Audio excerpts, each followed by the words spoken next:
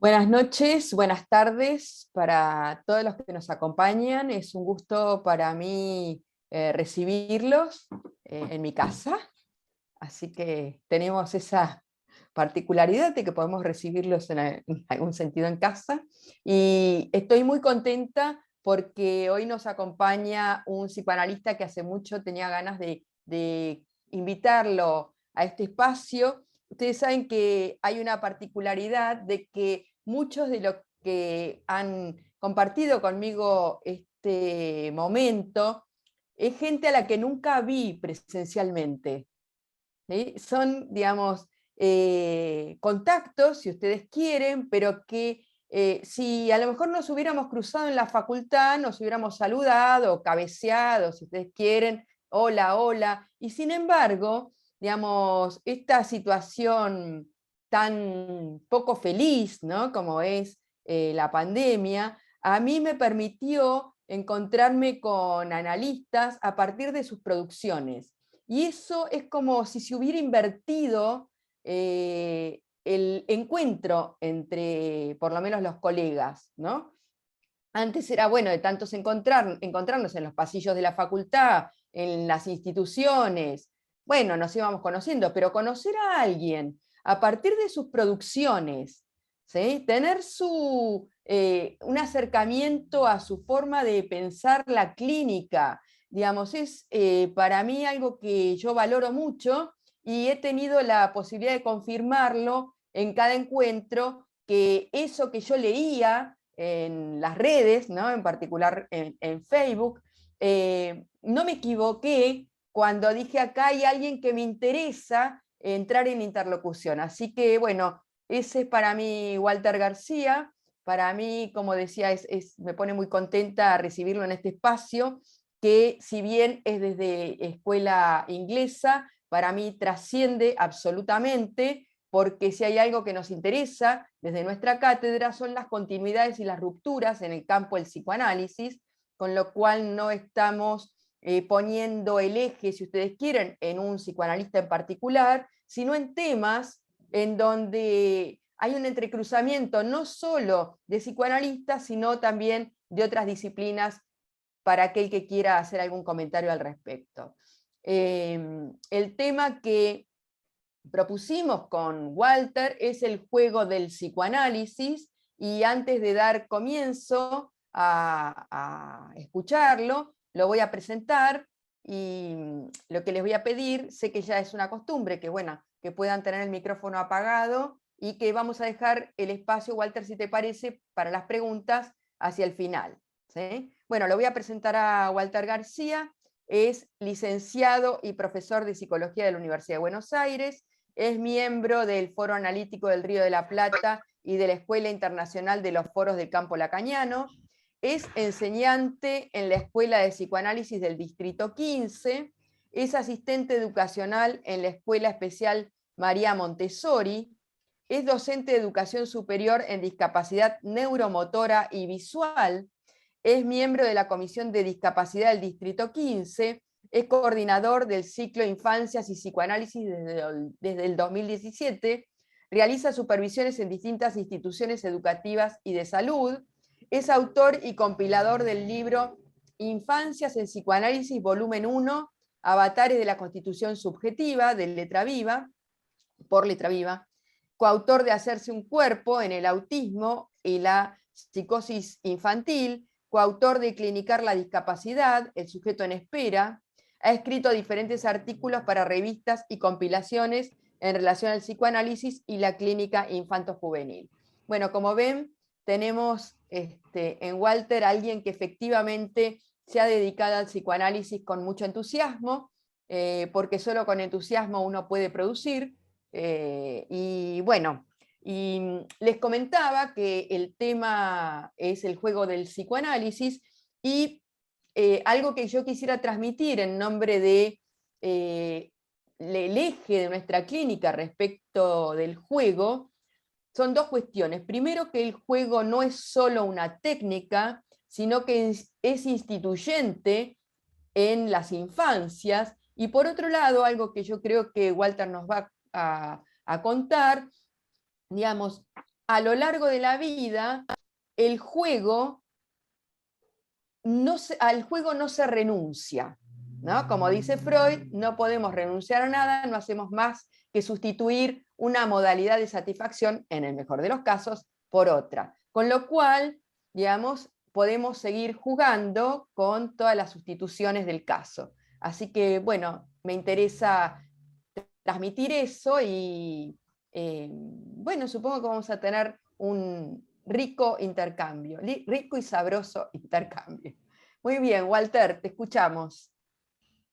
Bueno, bueno, buenas tardes a todos, a todas, a todes. Gracias, Estela, principalmente, y a la gente de la cátedra de la Escuela Inglesa. Para mí es un placer participar de este espacio en el cual estuvieron personas a las cuales yo admiro y respeto mucho, y encontrarme específicamente, así como decía Estela, es un hallazgo, porque es verdad, nos conocimos por posteos de Facebook. Yo a ella también la he escuchado en algunas charlas, y me encontraba en esas consonancias que tiene, ¿no? No solo la clínica, sino la posición ética y política en el psicoanálisis. Así que ya nos daremos ese abrazo y ese saludo cuando podamos encontrarnos en la presencialidad. Así que bueno, muchas gracias por el lugar, porque también para mí estos espacios de encuentro son un modo de escucharme desde otro lugar, a partir del intercambio de las preguntas, y también reinventar, ¿no?, esta posición del analista que es cada vez. Bueno, en principio me gustaría empezar un poco por el título, ¿no? El juego del psicoanálisis. ¿Por qué ese título? ¿No? Es una frase bastante equívoca, digo, ¿no? Como toda frase, digamos, tiene cierto tenor de acuerdo a cómo se lee, a dónde se pongan los acentos.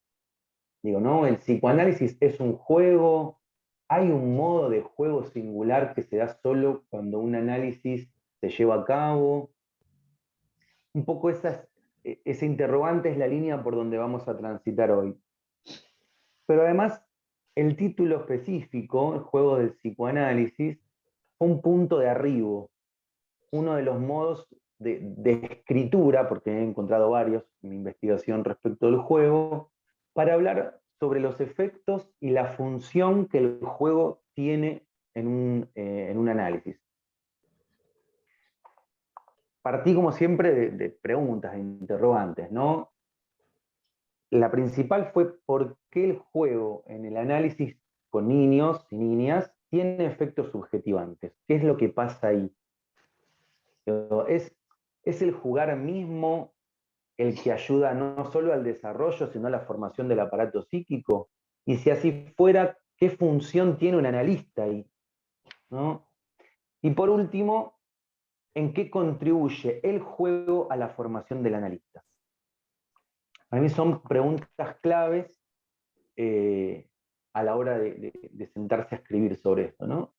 Y si bien mi formalización en la escritura tiene un sesgo lacaniano, tanto Freud como Winnicott fueron y son dos interlocutores que marcaron de forma indeleble las señales por el camino en el cual estuve trabajando. Porque ambos inventaron una forma de lectura de los padecimientos subjetivos. Digo, desde una relación intrínseca entre el cuerpo, el lenguaje y los otros. Freud inventó el psicoanálisis interpelando los saberes de su época y a su vez no perdiendo de vista la propia interrogación respecto a su posición. Y Winnicott siguió con esa misma impronta interrogando el psicoanálisis, ¿no?, desde lo que, como él decía, sus pacientes le enseñaban. Releyendo un poco el libro Realidad y Juego, me encontré con una frase que para mí es pivot a la hora de pensar y a la hora de escribir este título, ¿no? Y ahí Winnicott dice lo siguiente: lo natural es el juego, y el fenómeno altamente refinado del siglo XX es el psicoanálisis. ¿No? Ya ahí podemos plantear una relación entre psicoanálisis y juego en el decir de Winnicott, ¿no? Ahora, lo lo interesante es que es esto natural. Como sabemos, somos seres hablantes, lo natural está perdido, digamos. Como habitantes natos de una cultura, nuestra animalidad instintiva, ¿no? Los instintos están perdidos, como decíamos, ese saber que responde de forma automática cuando tenemos sueño, cuando tenemos hambre, ¿no? Eso está trastocado por nacer en una cultura blanca. Nosotros, por nacer dentro de una sociedad, en una cultura, habitamos el lenguaje y entonces nuestra prematuración, digamos, nuestra forma de nacer y de constituir nuestro cuerpo tiene que ver con otro tipo de saber, el cual Freud llamó pulsión, que justamente es un saber que no sabe y que tiene que aprender, podríamos decir.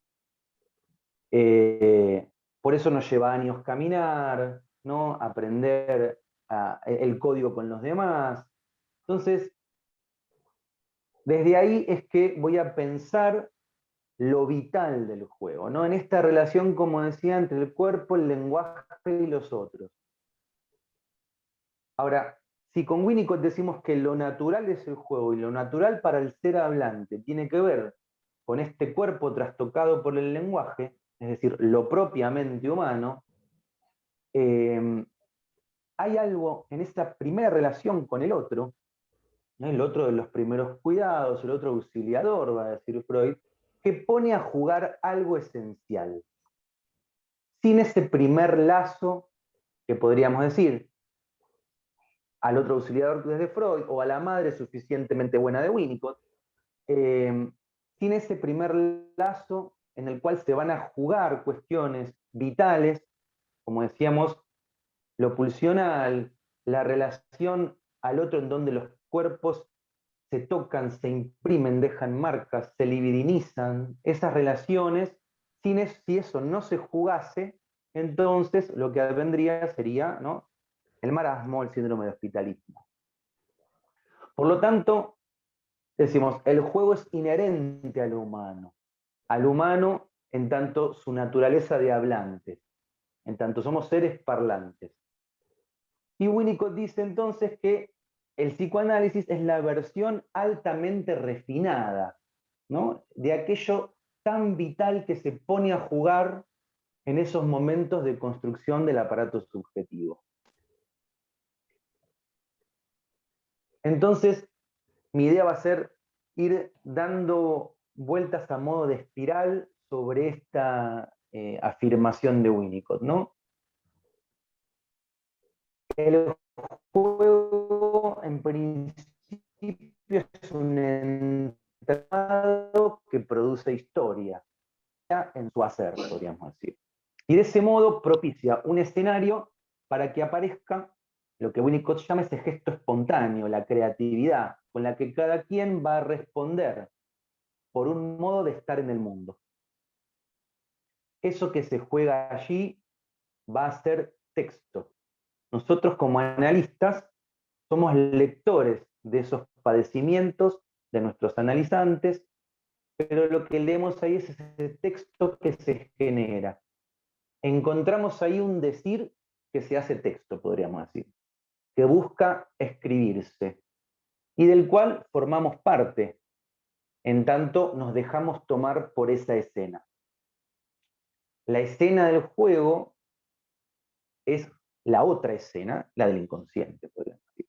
Acompañamos a cada paciente, a cada analizante que nos viene a ver, a que se hagan lectores de las marcas de su historia, y entonces pueda decidir sobre su propia aventura. ¿Se acuerdan del libro ese que ustedes, ¿no?, que llegamos a cierta página, bueno, si quiere ir a tal, vaya a la página 53, si no, ¿no? Entonces, digo, cuando uno empieza a leer las propias coordenadas de su hacer en la historia, entonces puede estar advertidos y por lo menos tomar una decisión diferente.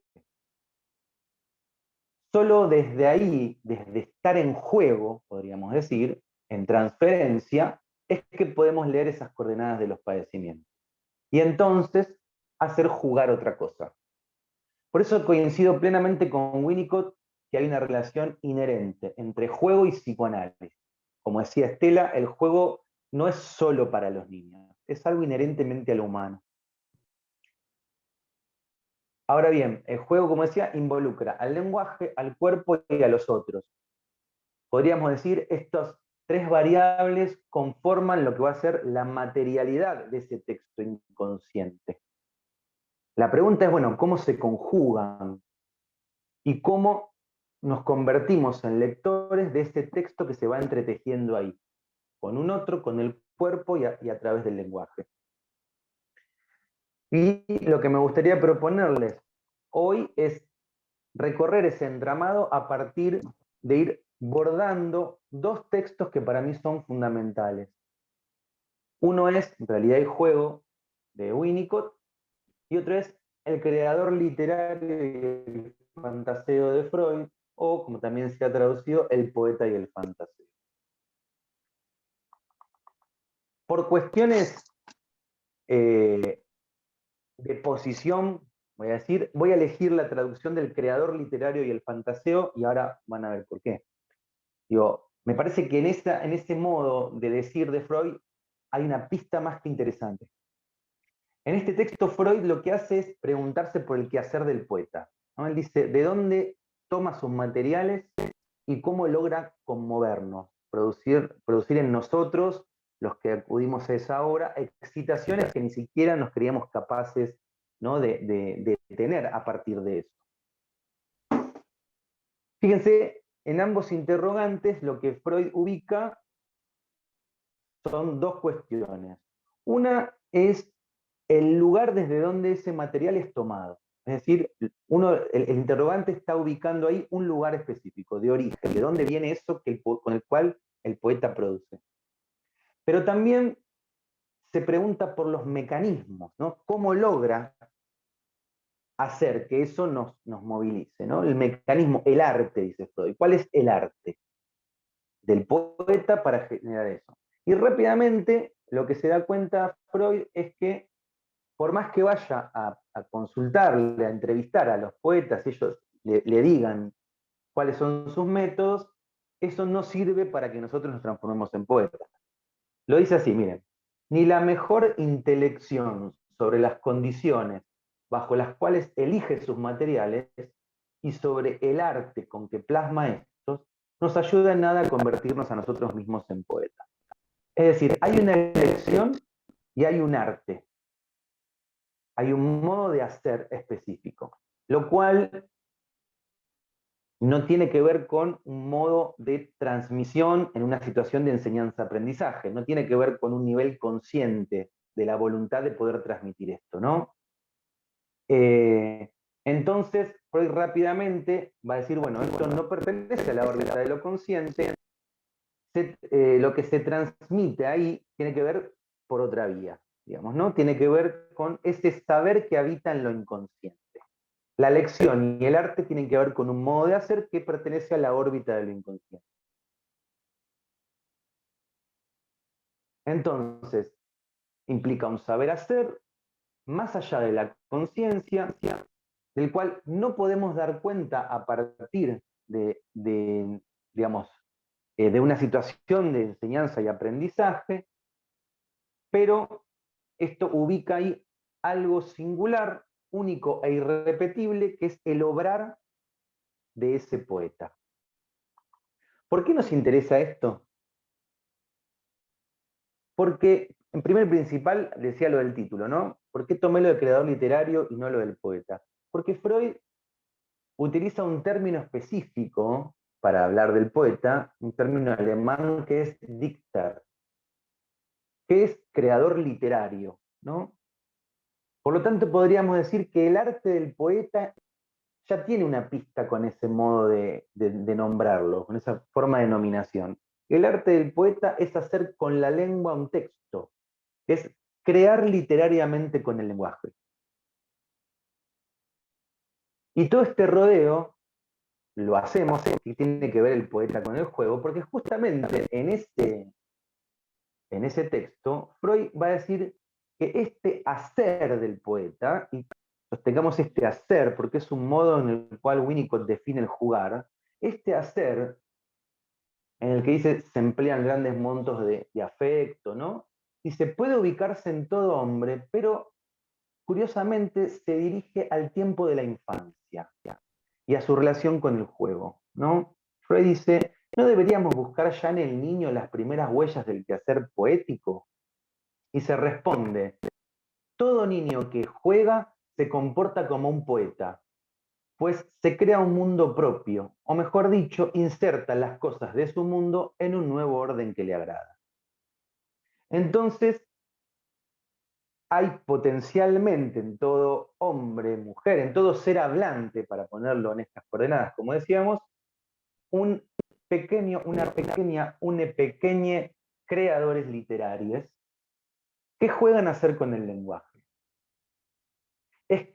Son quienes producen texto, quienes tejen una trama con coloración poética a través del manejo de la lengua. Y esto toca el cuerpo en el punto en que reconduce ese saber que es el saber de la pulsión.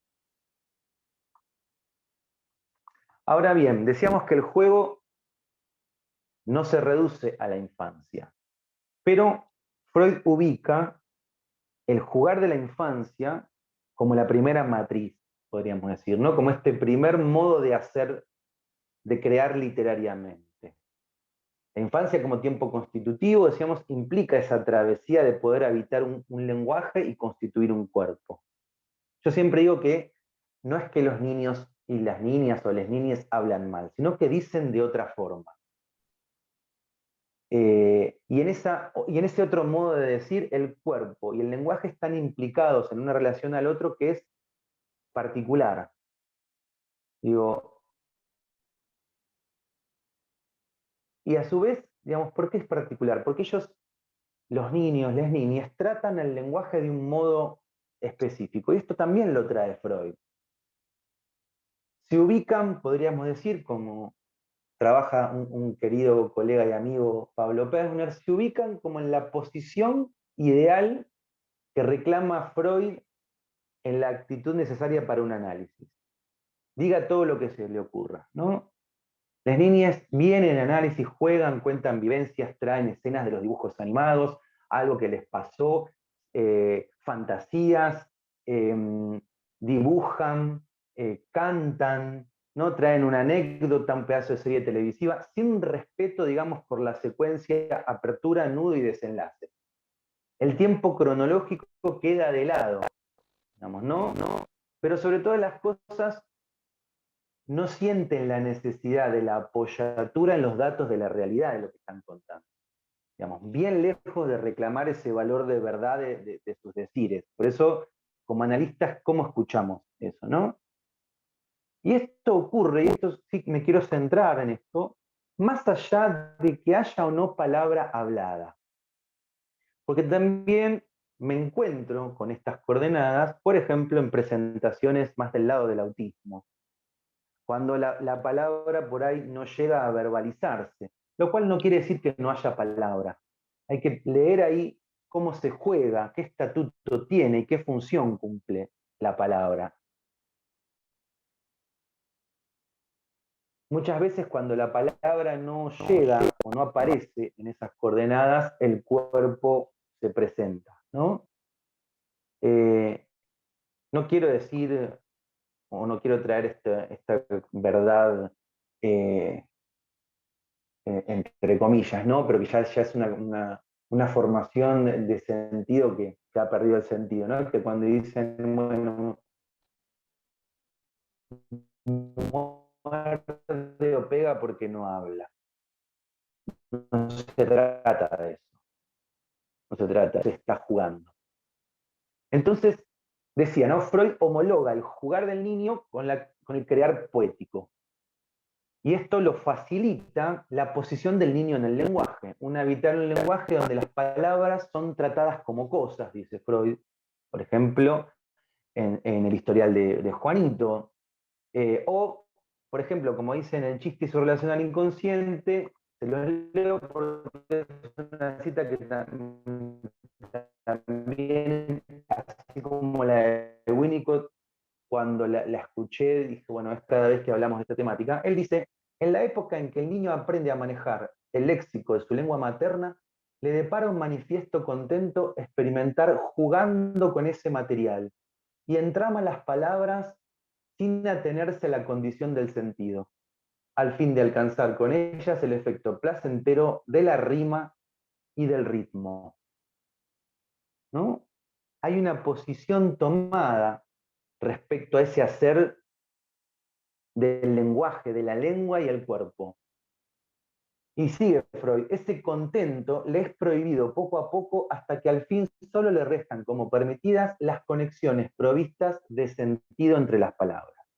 Podríamos decir, hay una posición en el niño donde el cuerpo está comprometido a este ritmado, a esta rima, a estos juegos sonoros de hacer cuerpo con el lenguaje, que poco a poco van quedando de lado a partir de que el sentido gana terreno, ¿no? Nos quedarán a los adultos jugar con las palabras.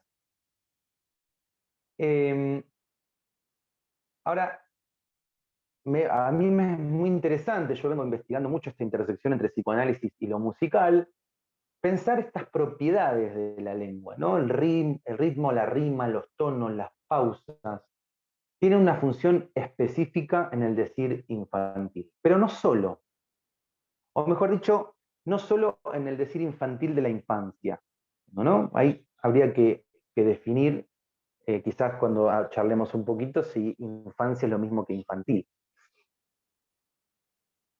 Pero fíjense, en tanto nos vamos educando, o mejor dicho, más que educando, escolarizando, el uso de la palabra queda subsumida al sentido y lo ritmado, las consonancias, las asonancias, las formas de jugar con la lengua quedan derivadas hacia la poesía, la música, o como decían el adulto, por ahí el juego de palabras, los chistes.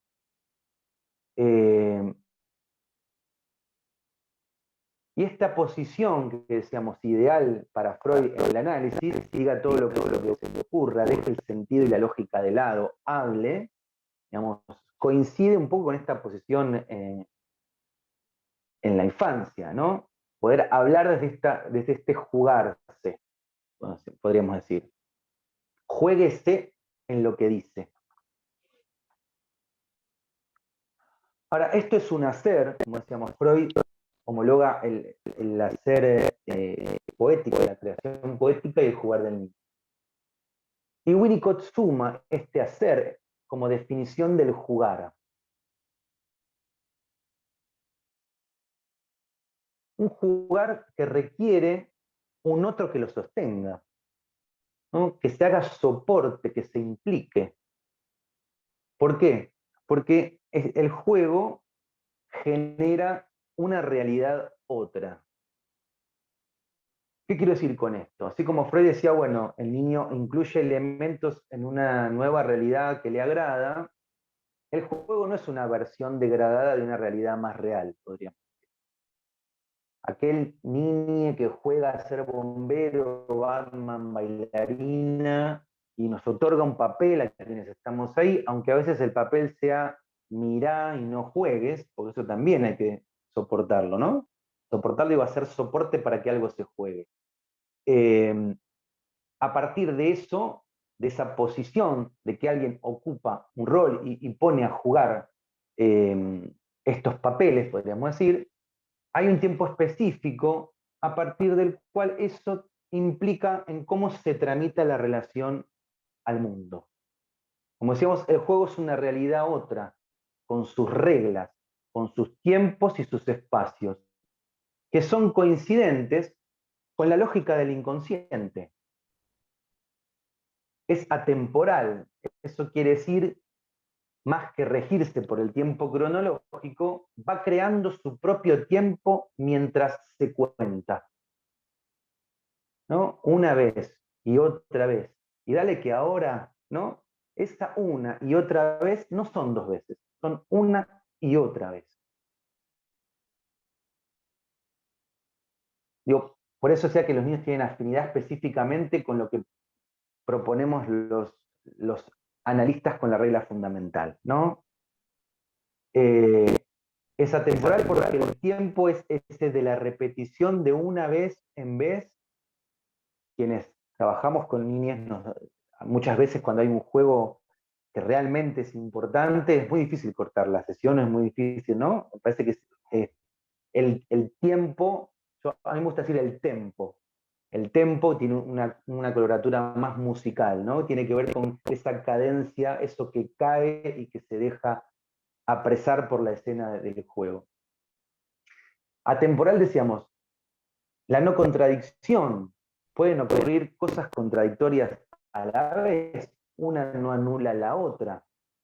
Y se rige por el principio del placer. Es decir, tramita el displacer conduciéndolo hacia otro lugar. Le da otra textura a eso que irrumpe, a ese cuerpo extraño que es el síntoma, podríamos decir. Entonces, el juego es un trabajo ficcional que se produce en un hacer, un jugar con la lengua, que a su vez hace texto, que dice de lo que ahí va pasando. Y esto involucra a los cuerpos que ahí se ponen en juego, pero de un modo peculiar, ¿no? Los cuerpos se prestan a ser investidos por la escena, ¿no? Es decir, tenemos que dejarnos tomar por la escena del juego, el cual a su vez en el mismo momento, en el mismo acto podríamos decir, inaugura un espacio específico, que es el entre. Por eso sí es necesario que haya otros, que los cuerpos vestidos por lo que la escena nos da a jugar, puedan sostenerlo en ese entre con un otro. Ese entre, ese litoral, podríamos decir, ese espacio de juego es la transferencia. Lugar al que somos llevados como analistas por quien pone a jugar su verdad en un análisis. Y ahí vemos como ya el juego no es solamente cosa de niñas. Winnicott ubica la zona en donde se producen los fenómenos transicionales, los objetos transicionales, como soporte de estas operaciones subjetivantes que se dan en el paciente. En el análisis con niñas nos prestamos a jugar como un objeto, como un lugar más donde se soportan sus formas de respuesta frente a lo traumático. Nos prestamos en cuerpo y palabra para hacer de aquello que perturba algo que tome una consistencia con otra textura. La estructura misma del juego hace entrar esa incertidumbre, esa tensión, dice Joan Huizinga en Homo Ludens. El modo en que el juego se arma, se predispone como escenario para que eso más primordial, que decíamos recién, lo traumático, se juegue, incluye ya la tensión, la incertidumbre, el movimiento que relanza en el mismo jugar una respuesta nueva, una inventiva. Winnicott habla de la creatividad.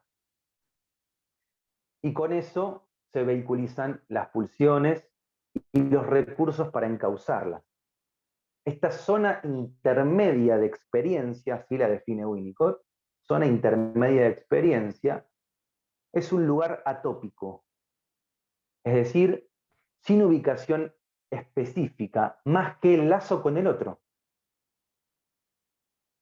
Podríamos decir, es amboceptora, o sea, es una zona creada por ambos, no le pertenece a ninguno, pero involucra a quienes están en juego. No es ni del analizante ni del analista, pero los involucra a ambos, en cuerpo y en palabra. Miren lo que dice Winnicott, a mí me parece maravilloso. Dice, es un lugar de descanso para un individuo dedicado a la perpetua tarea humana de mantener separadas y a la vez interrelacionadas la realidad interna y la realidad del exterior. O sea, no solamente es un lugar en donde ocurren cosas, hay movimientos, operaciones subjetivantes, sino también es una zona de descanso. Y yo renuevo la apuesta, es un lugar de respeto por la singularidad. Y ahora van a ver por qué. Esa zona, esa relación y lo que allí se juega, decíamos, incluyendo los objetos transicionales, ¿no? Y ahí, por ahí tendríamos que pensar el estatuto del juguete o los elementos que ingresan. Allí, las primeras posesiones, dice Winnicott, o sea, se desentiende del objeto concreto, habla de una relación, ¿no?, al objeto. Por eso las primeras posesiones, que son las que diferencian, o las que nos diferencian con el mundo y con los demás, hacen esa zona intermedia necesaria para la vida.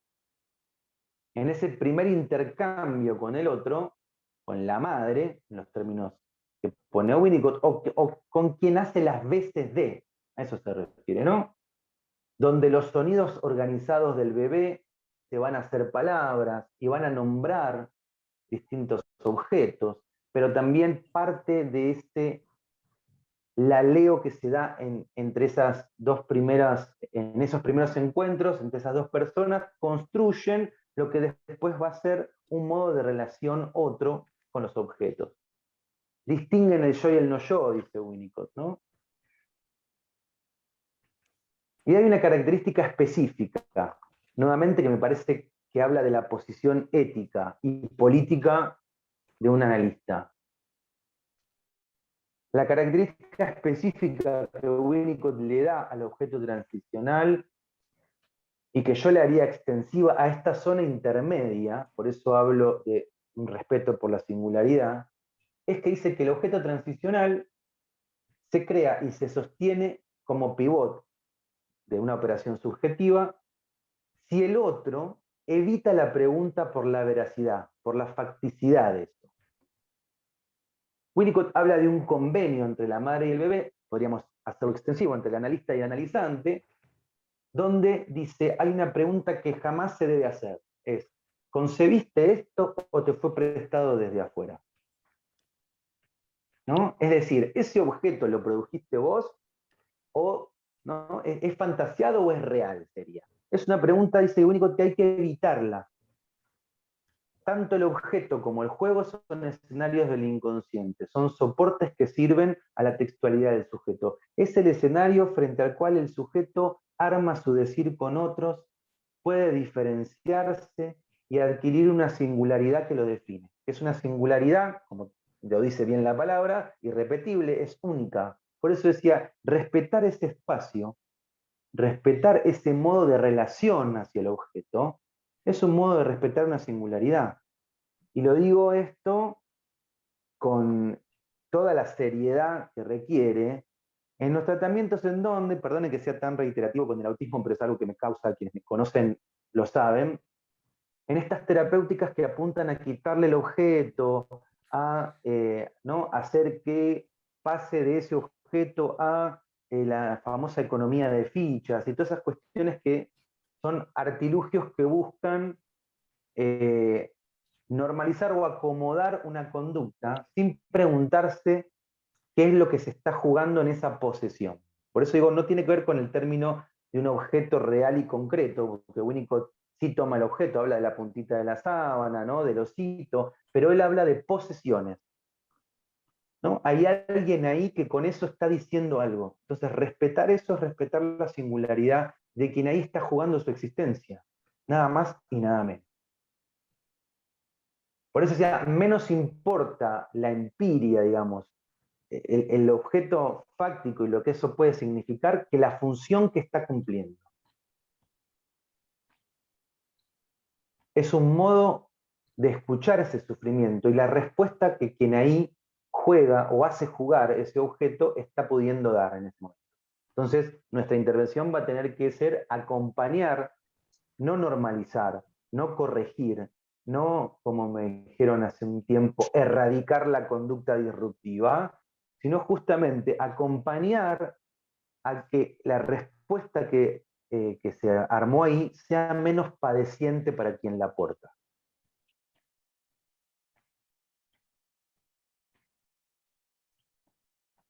Fíjense qué importante esa zona intermedia de experiencia, que Winnicott dice, los maestros introducen ahí un enriquecimiento.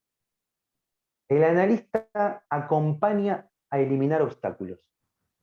Y yo sumaría a inventar otras soluciones. Por eso el juego será siempre una experiencia creadora. Ahora, dos cositas más y charlamos. Como analistas, no conducimos un juego, sino una cura o un tratamiento. Lo que tenemos que soportar es dejarnos tomar por el juego y desde su propia escena intervenir, es decir, venir ahí, en el entre, para que aquello que se está jugando pueda tomar cierta textura. Textura quiere decir otro modo de presentarse, pero también hace alusión a cierto lugar en la textualidad, aunque sea un silencio.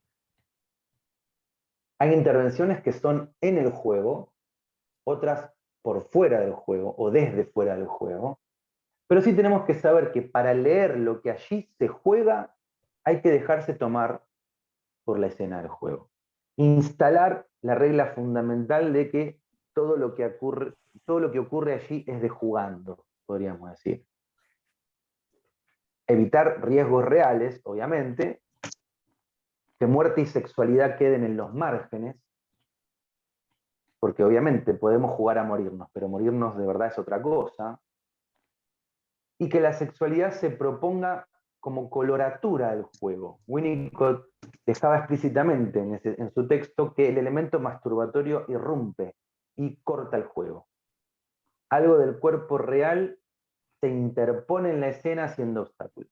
Entonces, por eso hablé de cuerpos investidos, de cuerpos en transferencia, de cuerpos que se relacionan desde una escena cuya textualidad es inconsciente y la cual leemos justamente en cuerpo, jugando. En ese jugar, que es subjetivante, lo digo con Winnicott, como analistas tenemos que hacernos funcionales a la aptitud del paciente para usarnos. Por eso decía que el analista es un objeto más del juego. Y además, tolerar nuestro destino. Ser un objeto, como analista de niñez, puedo decir que eso no es para nada fácil, ¿no? Entonces, el analista es un elemento crucial en el juego. Es el que lo habilita, el que se hace soporte, pero además forma parte, es quien se deja tomar, lee con el cuerpo lo que ahí pasa. Y en otro momento, fuera de la escena del juego, teoriza qué fue lo que allí se jugó, de qué la está jugando aquel o aquella que nos viene a ver, de qué la estamos jugando nosotros también, ¿no? Como analistas. Y por último, hablamos del juego del psicoanálisis. Profundizamos en las coordenadas de los niños, las niñas, las niñas. E hicimos un acercamiento al juego del adulto, digamos, ¿no? Este juego de palabras, eso que traen los equívocos, los sueños, algo que no deja de sonar de esas primeras huellas del lenguaje en el cuerpo y que tienen que ver con la relación del otro de los primeros cuidados. Y me pregunto, ¿y los adolescentes juegan? Como decíamos, los juegos tienen que ver con la historia. Hay distintos juegos en diferentes épocas, seguro. Incluso si nos extendemos, como mencionaba Joan Huizinga, decimos que la cultura es producto y productora de juegos. Pero me gusta pensar que hay juegos que se relacionan a los tiempos subjetivos. Y esto no quiere decir, o no tiene que ver con que a tal edad predominan los juegos sensoriales, a tal edad los juegos reglados, el trasvasado y eso, sino muy por el contrario, me gusta pensar los juegos a partir de cómo en cada época se juega esta relación que les decía entre lenguaje, cuerpo y los otros. Hoy creo que el gran juego de la adolescencia es el trap, por ejemplo, el freestyle. Son modos de hacer cuerpo y lazo con el lenguaje. Como les decía siempre, la intersección música y psicoanálisis me atrajo, incluso escribo desde allí, ¿no? En la adolescencia ese momento de un despertar que exige respuestas, ¿no? Respuestas frente a la metamorfosis de la pubertad, a la salida exogámica, que implica cierta transición por donde la muerte y la sexualidad ocupan un lugar específico a partir de la segunda vuelta pulsional, donde los duelos por el cuerpo infantil y el desplazamiento de la figura de autoridad traen ecos y resonancias de lo que se jugó en un tiempo anterior, se resignifican, ¿no? La música en ocasión sirve de soporte para enlazar todo eso y enlazarse a los otros. En la adolescencia se han creado las grandes bandas, ¿no? Y hoy tiene una predominancia fuerte el hacer lenguajero de ese estilo libre, el freestyle, dejarse hablar. Y eso impacta en el cuerpo. Hay toda una realidad que se creó en ese jugar con las palabras. Los ritmos, los doble tempo, las entrelenguas, ¿no?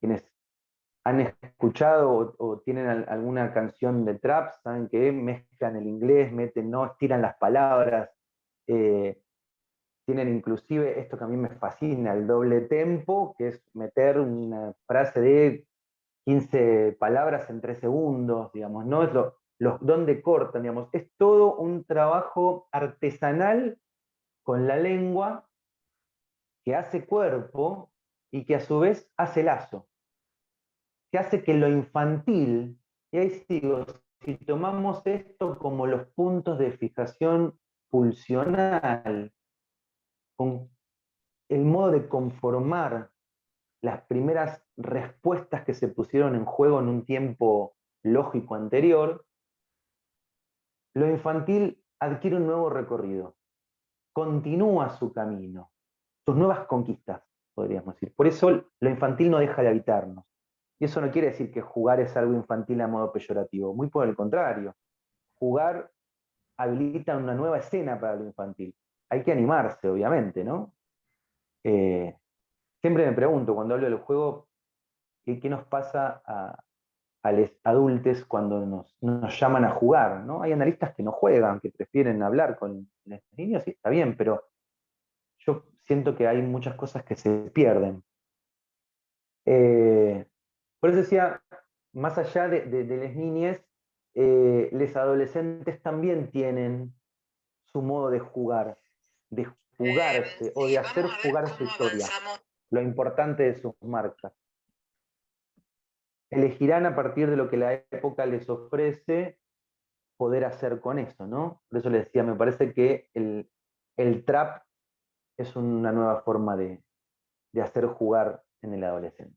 Bueno, hasta acá un poco los que quería traer. Muchas gracias.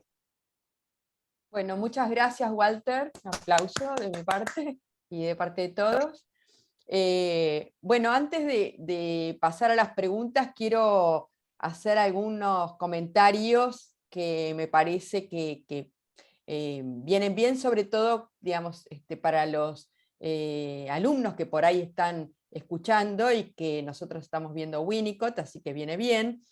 Que, bueno, vos tomaste un texto que se llama Realidad y Juego, y vale la pena recordar que en inglés es Reality and Playing, a diferencia del game, que el game es el juego y el playing, que la traducción literal sería jugando, habla de otra dimensión del juego que se diferencia efectivamente de aquello que uno puede ubicar como el game, como el juego del juguete en particular, ¿no? Sino que el jugando como una actividad efectivamente constitutiva. Y esta cuestión que vos señalás de la dimensión del otro, ¿no? Como sostén, lo lleva también a Winnicott a poder escribir un texto que se llama La capacidad para estar solo. La capacidad para estar solo implica que hubo otros que funcionaron de sostén. Yo no sé si ustedes se acuerdan, pero cuando Freud efectivamente escribe El creador literario y compara el juego con el fantasear, una de las cosas que dice es que el juego, no, el jugando, ¿no? El playing, no es algo que se muestra al otro, pero que tampoco se esconde. O sea, que un niño puede jugar solo Sí, solo sí, antes hubo otro que sostuvo esa escena, de la cual luego el niño se puede separar y jugar. Y no solo eso, sino que Freud habla de los sueños de volar, o de estar Mm, sentado a caballito y cuando el adulto abre las piernas y se cae, el niño no tiene la sensación de que cae para siempre, ¿no? No tiene la sensación de ujú, abismo. Y soñar con volar o jugar al caballito o caerse entre las piernas solo es posible si algo funcionó como sostén, claramente un ujú, sostén simbólico, digamos, ¿no? Entonces, me parece que el término sostén, que para Winnicott prácticamente tiene un lugar conceptual, porque él habla del holding, eh, eh, ujú, es algo que no es ajeno incluso a la posición del analista, que como vos decís, Winnicott tiene una forma de hablar que es el uso del analista, el analista como objeto, el uso, exacto. ¿no? que el Ujú, niño puede hacer. Y la otra cuestión, ya con esto termino, es que cuando habla de objetos transicionales, habla también de fenómenos transicionales. Quiere decir que ujú, esa atadura que nosotros tenemos a pensar que se trata de un objeto en particular, ¿sí? No es excluyente a que haya otros elementos, fenómenos, como pueden ser los fonemas, la canción de cuna. ¿A quién le pertenece la canción de cuna? mm, A la madre o quien sea que la cantó, al niño que se la apropia, ¿sí? Y que incluso funciona a ujú, veces como algo que lo calma, incluso cantándosela él ujú, mismo. Entonces, es interesante esa mm, zona tercera, que no es el medio, no es adentro, afuera y en el medio, no, no, es una zona tercera, como decía Walter, ni mía ni del otro, pero de los dos, y es la primer posesión, no yo. Pero siendo una posesión no tiene por qué ser un ujú. objeto tangible. ¿Sí? Y quiero comentar Exacto. algo más. Me asombra siempre que Freud se haya corrido de pensar en el campo de la palabra y del lenguaje como instrumento o como vehículo de signos. Que Freud ubique el placer del laleo, de la lengua, el juego, digamos, efectivamente lo separa de pensar que el lenguaje es un instrumento de comunicación o que Ujú, es un vehículo de signos o que debemos aprender a hablar. No, más ujú, bien es ser hablados lo que permite que allí haya un niño, y la diferencia que vos tomaste, Walter, respecto de la infancia y lo infantil, podríamos decir que esa regla fundamental habilita, abre la puerta para que en el análisis de adulto o de quien sea, lo infantil se ponga en juego. ujú. No la niñez, lo infantil. Así que bueno, yo te agradezco mucho, Walter, y abro el espacio para las preguntas, no hablo más, salvo que me den el pie. Bueno, los escuchamos. Bien. Quien tenga ganas de hacer algún comentario, alguna pregunta. Sí, yo soy Emanuel Hernández de Ciudad de México Hola, y Manuel, qué me llama gusto. Hola, mucho. Manuel. Gracias, ¿qué tal, Walter? Un saludo.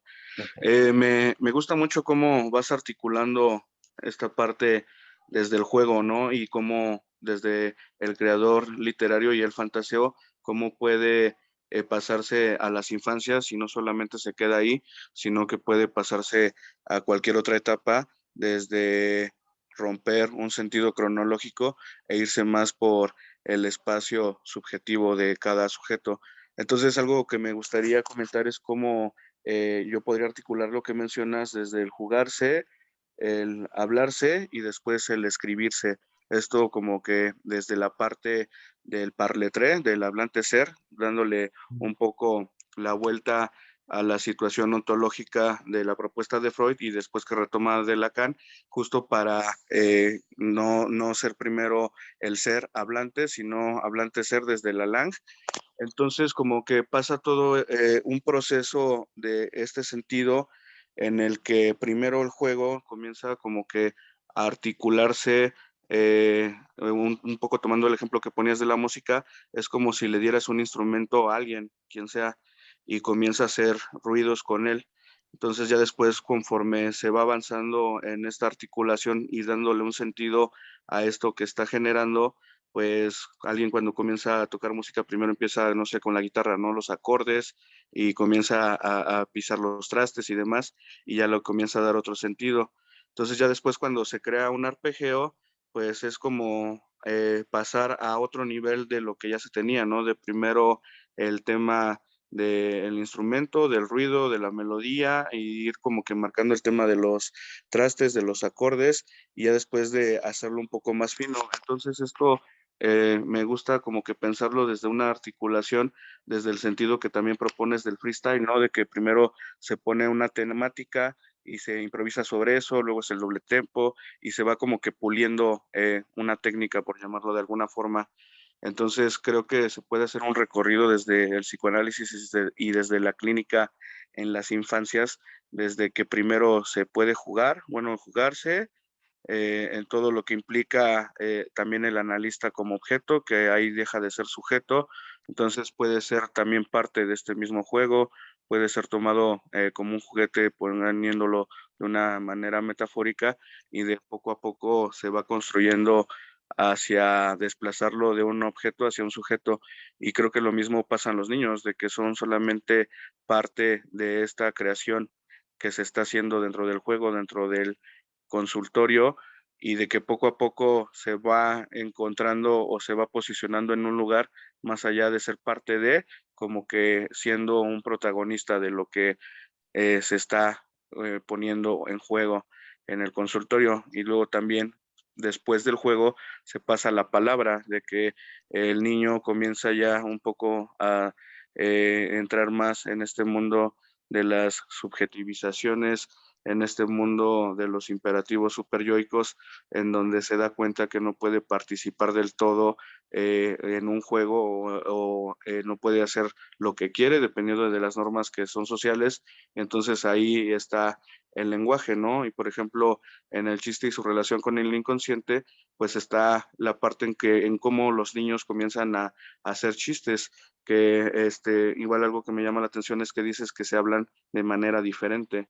Entonces igual los niños pueden hacer chistes entre ellos que tal vez no tienen ningún sentido para un adulto, pero tal vez por la forma en que los comentan o la entonación en que le dan a lo que están diciendo puede parecer gracioso. Entonces, poco a poco se va pasando como que del juego a las palabras, y lo que más me gusta es esta parte de la escritura, ¿no? De que ya después eso lo veo más con los adultos que entran como que en un juego de palabras, entran como que a darle sentidos diferente a lo que se va haciendo dentro del consultorio, y que poco a poco van como que reescribiendo algo que ya estaba dentro de su historia y comienzan a darle un sentido diferente quizá a sus malestares o situaciones de conflicto.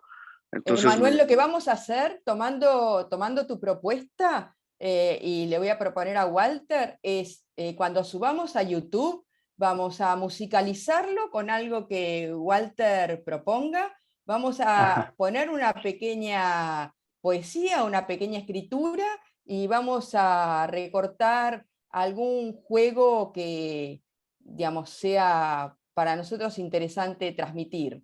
Así que bueno, tomamos las palabras de Manuel, que creo que hizo una buena síntesis de la ponencia. Creo que Ana María Garibaldi, ¿tenés la mano levantada, Anita? Sí, sí, ¿me Hola, ¿qué escuchás? tal? ¿Cómo estás? Gracias, Hola Ana, ¿cómo Emanuel. estás? Entonces ya escuchamos a Ana. Gracias, Sí. Emma. ¿Qué tal? Bueno, sí, buenas gracias. noches. Muchas gracias, Walter, Estela, por el espacio, por la posibilidad de discutir estos temas, ¿no? Cuando te escuchaba, Walter, pensaba también, una vez más, en la genialidad de Freud, en el hecho de relacionar el juego con la creación literaria, ¿no? Justamente, y yo subrayaba, digamos, el aspecto tomando lo que vos decías de la espontaneidad, que es lo que permite que el juego pueda aparecer en una dimensión de equívoco, de metáfora, ¿no? De lo inconsciente, de aquello que se quiere significar, ¿no? Como posibilidad. Pero este es un brevísimo comentario, pero mi pregunta, digamos, va en torno a a justamente lo que vos planteaste, que sabemos que es una posición en la clínica de niños donde hay analistas que no juegan, ¿no? Ahora, la apuesta winnicottiana es realmente muy fuerte al respecto del jugar, porque él hace una cierta identificación de ese jugar, playing, con ese espacio transicional donde lo interno se hace externo y por la vía transferencial, o sea que hace una ligazón entre el jugar, la transferencia y ese espacio. Y más aún dice que el analista que no sabe jugar tendrá que aprender a hacerlo, ¿no? Ahí hay realmente una, o sea, si uno no juega, no puede decir que es winnicottiano en la clínica con niños o en adolescentes si se requiere. ¿Qué opinas vos respecto de eso? ¿Qué argumento, digamos, te parece que se puede esgrimir en función de esa posición no winnicottiana? Buenísima la pregunta, gracias Ana. Yo creo que hay modos de jugarse, ¿no? Entiendo que la posición de un analista en juego es subsumir su posición, lo podría decir con Lacan, aunque estamos en escuela inglesa, ¿no? Pagar con sus palabras, con su posición de persona, digamos, investirse, dejarse tomar por el juego, es un modo de jugar. Después que uno se preste a tirarse al piso o a jugar a determinado juego o simplemente a hablar, me parece que habría que ver desde dónde se lee este jugar, ¿no? Porque, digamos, tranquilamente un analista sentado y un niño enfrente charlando pueden estar jugando también. Digo, a mí lo que me interesa es la posición que de esto se toma, digamos, ¿no? Una cuestión es, porque a veces uno juega a un juego en sí, pero no está jugando. Digo, esto que te traía Estela, a veces respetar las reglas de un juego no es estar jugando. Digamos, ¿no? Cuando eso se transforma en otra cosa, digamos, ¿no? Es verdad que a veces sí, uno puede jugar al ajedrez con alguien y algo se pone a jugar ahí. Pero también es verdad que de repente el juego puede ser, el juego, no el jugar, el juego puede ser resistencial, ¿no? Me ha pasado, por ejemplo, en pandemia, con el análisis remoto, en donde los juegos que elegía un analizante eran justamente para no poder jugar nada, ¿no? Entonces, difícil poder equivocar una regla, ¿no? Uy, te tiro el caballo, cuidado con la torre. No, no, no, no, cada uno tiene que estar en su lugar y tiene que moverse como se tiene que mover, ¿no? Digamos, ahí no se ponía a jugar nada. Entonces, el juego puede ser incluso resistencial. Ahora, el jugar es otro modo de poner el cuerpo en escena. A mí se me figura así, digamos, ¿no? Y esto puede ser incluso sentado, o como me han propuesto varias niñas, ellos tirados en el diván y yo atrás, digamos, ¿no? Era una puesta en escena también eso, digamos. Por eso me llama, a mí lo que me llama la atención es cuando un analista dice, bueno, yo atiendo niños y no juego, ¿desde dónde lee el juego? ¿No? Y ahí estoy en ese punto Foucaultmaniano, si querés, ¿no? Foucaultman para mí es un gran transmisor de lo que un juego puede generar, ¿no? Y decía, bueno, frente a esto, el niño juega, no juega, el analista juega, no juega. Bueno, hay que ver de qué la está jugando para decir si juega, si está jugando o no, ¿no? Me parece que eso es una posición también ética. Porque ahí también se escucha, bueno, no, hay niños que no juegan o que para jugar tienen que perder, o estas cosas que se empiezan a armar del orden más de un sentido común. Y vos decís, bueno, hay niños que juegan, hay niños que no juegan, o hay niños que están jugando y no sabemos de qué la están jugando, por ejemplo, ¿no? Ahí Lo viene bien mismo la con... diferencia de game y playing. Se puede estar jugando al ajedrez un rato largo y no estar jugando. Al ajedrez, a Exacto. la mancha, lo que fuere, ¿no? Y no estar jugando. Sí, sí, sí. Exacto. Yo en un momento escribí, no sé si ahora estoy tan de acuerdo con estas palabras, ¿no? Pero que justamente el jugar implicaba poner digamos, en acción la función lúdica, que es pasar de la estética del juego a la ética del jugar. Digamos, ¿no? De ese movimiento. Una cuestión es sostener un juego y otra cosa es que el juego haga de escalón para jugar. a otra cosa, aunque sea el mismo juego, digo, ¿no? Pero que habilite a que algo se juegue de otro modo, ¿no? Entonces ahí, de acuerdo a cómo uno lea eso, porque es verdad que hay analistas que no juegan y hay analistas que no juegan juegos, pero que se la juegan, digo, ¿no? Entonces, me parece que es interesante poder pensar eso. Bueno, si hay alguna otra pregunta, comentario. Por ahí algo Sí, sí, dale, Walter. para agregar a lo que decía Emanuel, ¿no? Sí. En este jugarse, hablarse y escribirse, no pienso que sean lo mismo, sí me parece que son distintos modos de poder articular un decir, y también veremos, ¿no? Por qué hay niñas que escriben.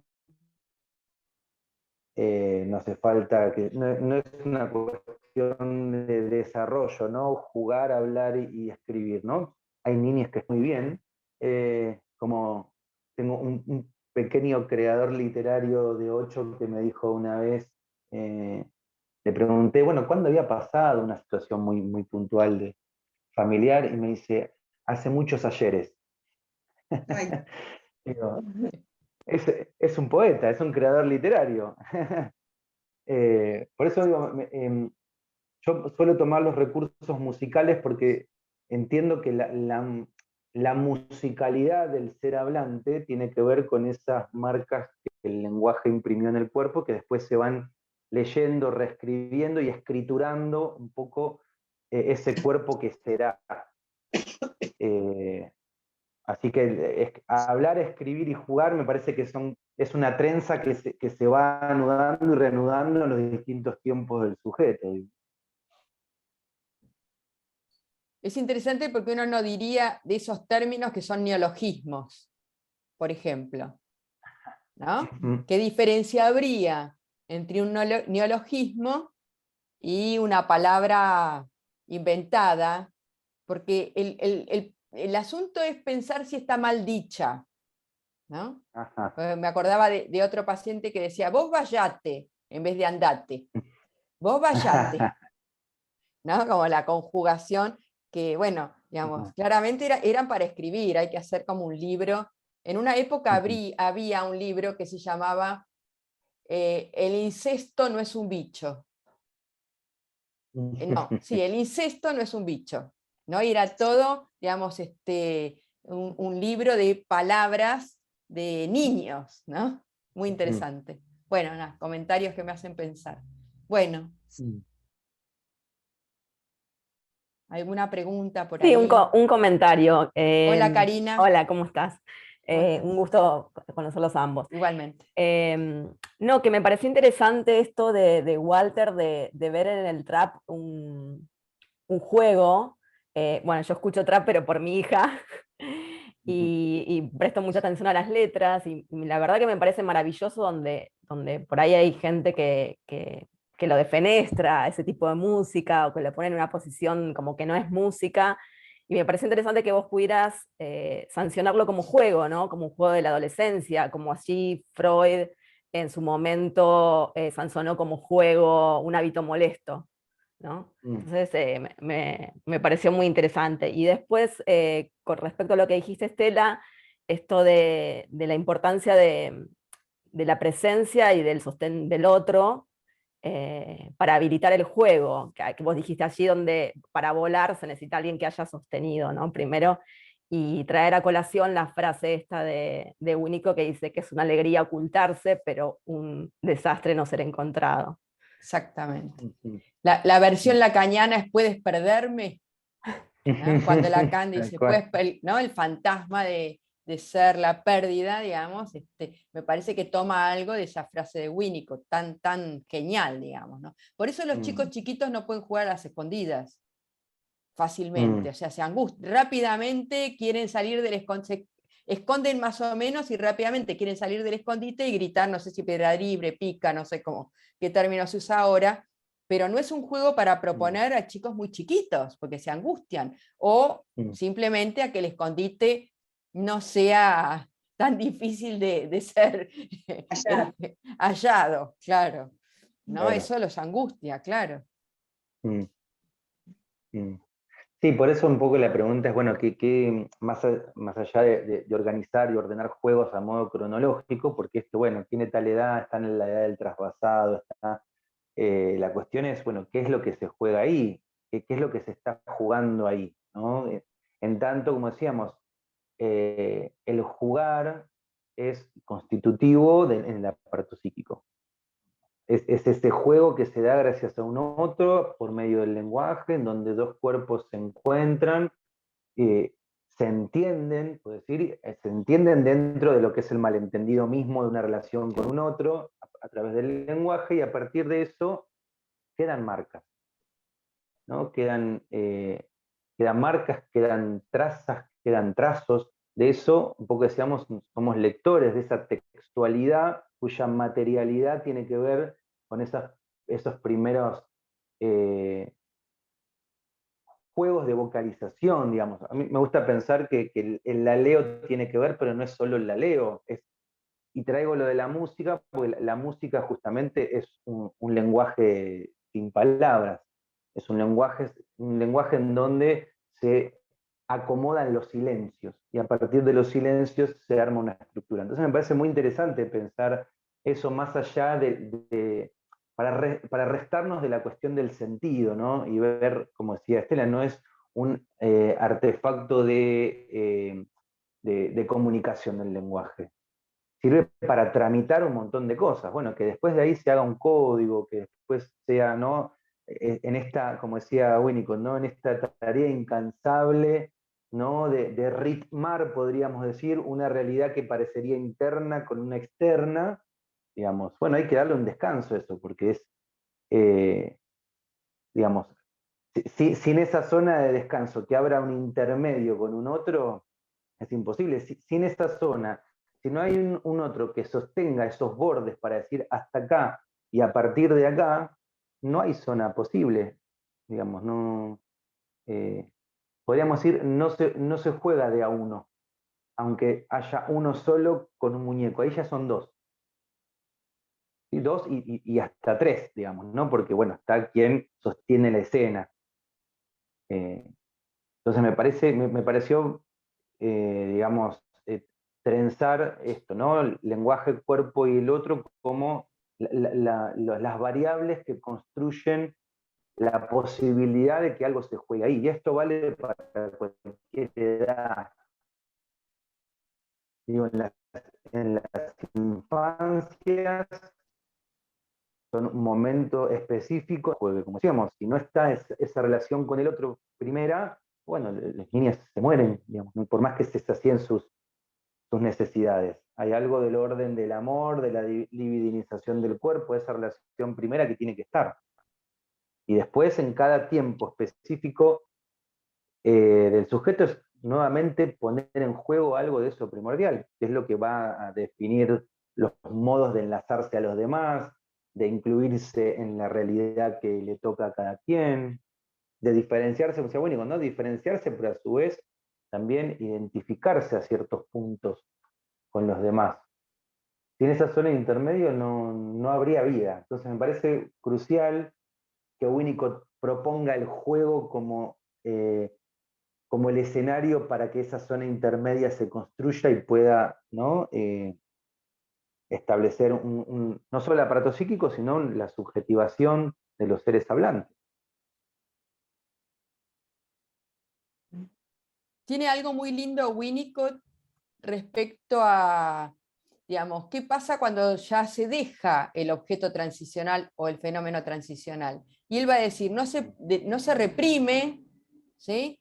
No es que se olvida, queda relegado al limbo, ¿sí? Como algo, ¿no? Como un lugar en donde él no habla de que hay una intervención de una represión, de una defensa, no, y se queda como relegado al limbo, ¿no? Y ubica la caída del analista en el mismo lugar, ¿no? Digamos, el analista, ya sea como representación, como falso enlace, como objeto, ¿no? Ni se reprime, queda relegado al limbo. Parece, ¿no? Un poco poético, pero al mismo tiempo nos brinda como una dimensión de un espacio inexistente, pero que sin Exacto. embargo uno puede ubicar en algún sentido, ¿no? Me Ujú, parece ujú. una cosa interesante.